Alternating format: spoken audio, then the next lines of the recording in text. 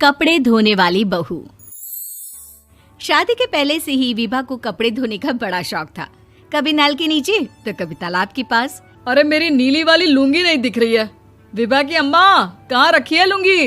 अरे वो तो विभा ने परसों ही धोकर रखी थी आपकी अलमारी में, देखो वहीं होगी। वो ना मैंने आज धो दी, मुझे लगा कि गंदी हो गई होगी। अरे कैसे गंदी हो गई थी? उसे तो मैंने पहना भी नहीं। हे भगवान, इस लड़की के कपड़े धोने की आदत से परेशान हो गया हूँ मैं। जितना तो घर में राशन नहीं आता, उससे कहीं ज्यादा डिटर्जेंट पाउडर का खर्चा है। इसकी शादी करवा दो, शादी जाए अपने घर में ही करे काम, फिर चाहे घर के कपड़े धोने हो या पूरे गांव के। हाँ ठीक बोल रही हो, देखता हूँ मैं कोई लड़का। वो दिन भी आ जाता है जब विभा को देखने लड़के वाले आ जाते हैं। लड़की मुझे अच्छी लगी। होने वाली सास कहती है, बेटी अगर कुछ पूछना है तो पूछ लो। वैसे तो हमारी लड़की बहुत ही शर्मीली है, जो बोल दो वो मान लेती है, इसे क्या पूछना होगा। अरे कैसी बात कर रही हो माँ, मुझे इन लोगों के घर रहना है, सवाल तो कई है। हाँ हाँ बेटा, पूछ लो ना, क्या पूछना है। आप लोगों के घर कपड़े कौन धोता है? सास का मुंह बन जाता है। देखो, अगर तुम ये कहना चाहती हो कि तुम्हें कपड़े धोने नहीं आते तो सुन लो, कपड़े मैं ही धोती हूँ, लेकिन तुम्हारे आ जाने के बाद मैं रुमाल तक नहीं धोऊंगी। अरे चुप रहना भाग्यवान, बहू बेचारी घर आई नहीं, उसे डराना शुरू कर दिया। वो क्या है ना बिटिया, अभी तक तो ये कल्लू की माँ ही धोती थी, लेकिन अब तुम्हारे पापा तो दहेज में वॉशिंग मशीन देंगे ही। तभी विभा की माँ बोल पड़ती है, सवाल भी पूछा तो क्या। वैसे भाई साहब, मशीन की तो फिर भी कपड़े धोने की कैपेसिटी होती है। मतलब जो बिटिया दे रहे हैं ना विभा, इसे कपड़े धोने का बहुत शौक है। ये आप लोगों के क्या, आस पड़ोस गांव मोहल्ले सबके कपड़े धो दे और उफ तक ना करे। बाहर देखा नहीं आपने कितने कपड़े सूख रहे हैं? सब हमारी बिटिया ने ही तो धोए हैं। बस भी करो ना माँ, शर्म आ रही इतनी तारीफ सुनकर। और तो और एक दाग निकाल कर दिखाओ तो मान जाऊं। हाँ अच्छा, माफ करना बेटा, मैंने गलत समझा। हमें तो रिश्ता बहुत पसंद है। और ऐसे जुड़ जाता है रिश्ता कपड़े धोने का शौक रखने वाली विभा का। उसकी शादी हो जाती है कोयला फैक्ट्री में काम करने वाले कल्लू के साथ। शादी के बाद अचानक विभा चिल्लाती हुई सास के पास आती है। सासू माँ, अरे सासू माँ कहाँ है आप? ये तो धोखा है, धोखा दिया आप लोगों ने मुझे।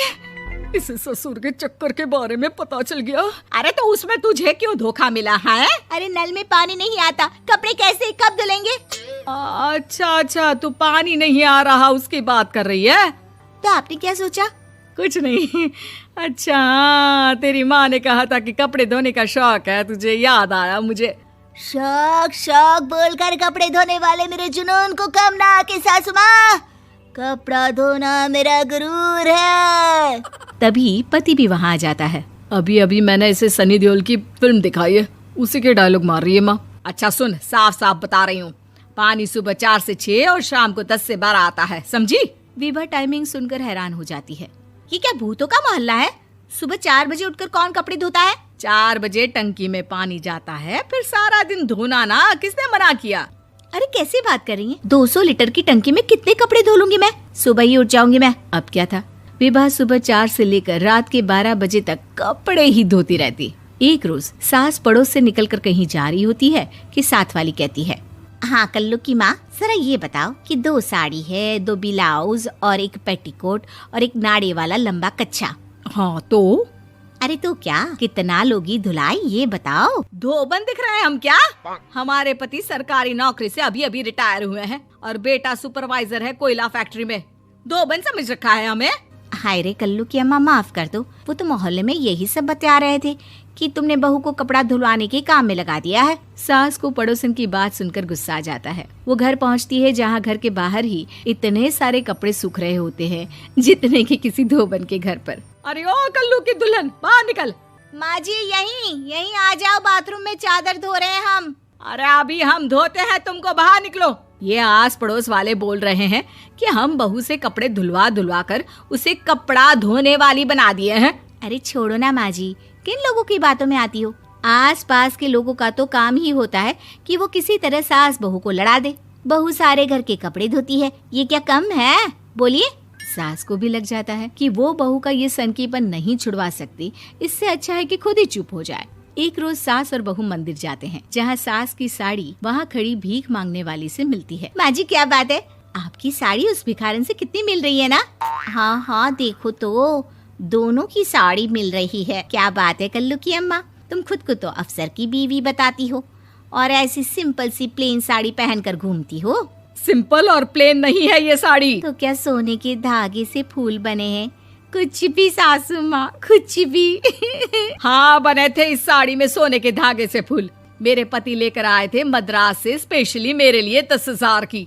ताहे भाई साहब इस भिखारन के लिए भी सेम टू सेम साड़ी लेकर आए होंगे 10,000 की। सास उस वक्त तो कुछ नहीं कहती, लेकिन बहू के साथ घर आती है और अलमारी से एल्बम निकाल कर लाती है। ये साड़ी देख रही है, ये वही साड़ी है जिसे मैंने अभी पहना था। इस साड़ी में ये जो चमकदार फूल दिख रहे हैं ना, ये सोने के धागों से काटे गए हैं। लेकिन तू लोकल वॉशिंग मशीन ब्रश से घिस घिस कर सारे फूलों को निकाल कर साड़ी प्लेन कर दी। मुझे माफ कर दीजिए सासू माँ। और तो और, जब मैंने तुझे तेरी गलती के लिए कुछ नहीं कहा, लेकिन तूने तो सबके सामने मेरा मजाक ही बना दिया। क्यों? बहू को समझ में आ जाता है कि अब से उसका कपड़े धोना बंद।